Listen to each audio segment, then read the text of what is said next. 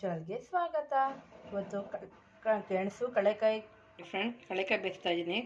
ಗೆಣಸು ಕಡಲೆಕಾಯಿ ಅವರೆಕಾಯಿ ತೊಗೊಂಡಿದ್ದೀನಿ. ಈಗ ಯಾವ ರೀತಿ ಬೇಯಿಸೋದು ಅಂತ ತೋರಿಸ್ತೀನಿ. ಇವಾಗ ನೋಡಿ, ಕಡಲೆಕಾಯಲ್ಲಿ ತೊಳೆದು ಹಾಕಿದ್ದೀನಿ. ಇದಕ್ಕೆ ಗೆಣಸು ಹಾಕ್ತಾ ಇದ್ದೀನಿ.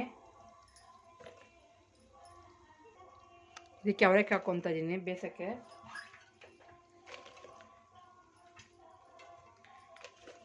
ಇದಕ್ಕೆ ನೀರು ಹಾಕ್ಕೊಳ್ಳಿ. ಇವಾಗ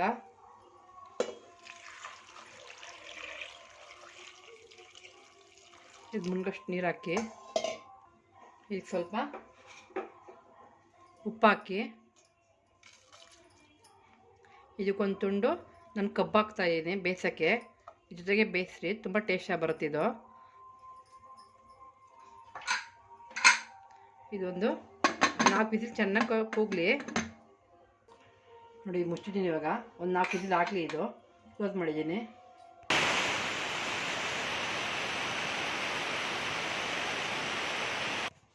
ನೋಡಿ, ಇದು ವಿಸಿಲ್ ಆರಿದೆ. ಇದು ಬೆಂದಿದೆ. ಇದು ಕಡಲೆಕಾಯಿ ಗೆಣಸು ಎಲ್ಲ